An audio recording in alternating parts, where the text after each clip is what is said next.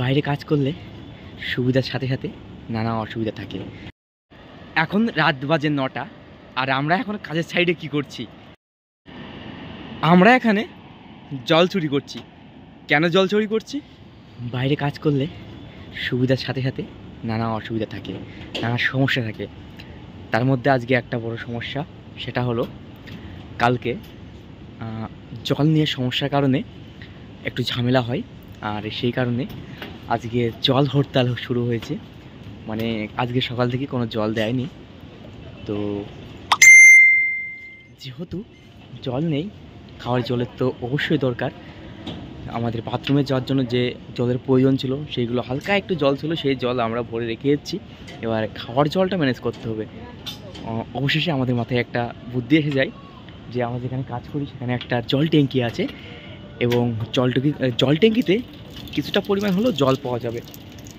আর ঠিক সেই মতো আমরা চলে এসেছি জল নিতে।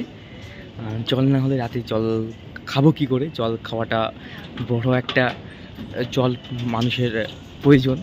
জল না হলে বড় একটা সমস্যা হয়, আর ঠিক সেই কারণে জল আমাদের অতি প্রয়োজন। তো আমি এখন অনুদার সঙ্গে একটু কথা বলবো, অনুদার কীরকম ফিল হচ্ছে এখন রাত্রিবেলায় একরকম জল চুরি করতে এসেছি আমরা। যাই হোক, দেখো বিল্ডিংগুলো লাইটে কী সুন্দর লাগছে। একটু অনুদার সঙ্গে একটু কথা বলবো। তো অনুদা, আমরা কি করতে যাচ্ছি? জল চুরি করতে। জল চুরি করতে যাচ্ছি। কেন জল চুরি করতে যাচ্ছি আমরা? আমাদের যেখান থেকে জল আছে সেখানে রেট বাড়ানোর জন্য হরতাল করেছে। জল কালকেও আসবে না, আজকে আর রাত্রেও আসবে না, কালকে আসবে কিনা কোনো গ্যারান্টি নেই, যার জন্য জল জমা করে রাখছে। কিছু না হোক, খাওয়ার জলটা অন্তত পেয়ে যাবো আমরা। হ্যাঁ, খাওয়ার জলটা যেহেতু এখানে প্রচণ্ড গরম, খাওয়ার জল অতি প্রয়োজন। আর ঠিক সেই কারণে আমরা একরকম জল চুরি করছি বলা যায়। তো অনুদা জল ভরছি। এইটুকু ট্যাঙ্কি সারাদিন জল আমরা খেয়েছি, জানি না কতটুকু অবশিষ্ট আছে। আর সেই জল থেকেই আমরা এখন জল নিতে যাচ্ছি। কালকে সকালে যা হয় হবে। যদি কাজটা জলের জন্য বন্ধ হয়ে যায়, রুমে বসে আমরা জল খেতে পারবো, আর কিছু পারি আর না পারি। তাই তো অনুদা? হ্যাঁ একদম। ট্যাঙ্কিটা একটু ধর, আমি একটু ট্যাঙ্কিটা ধরবো।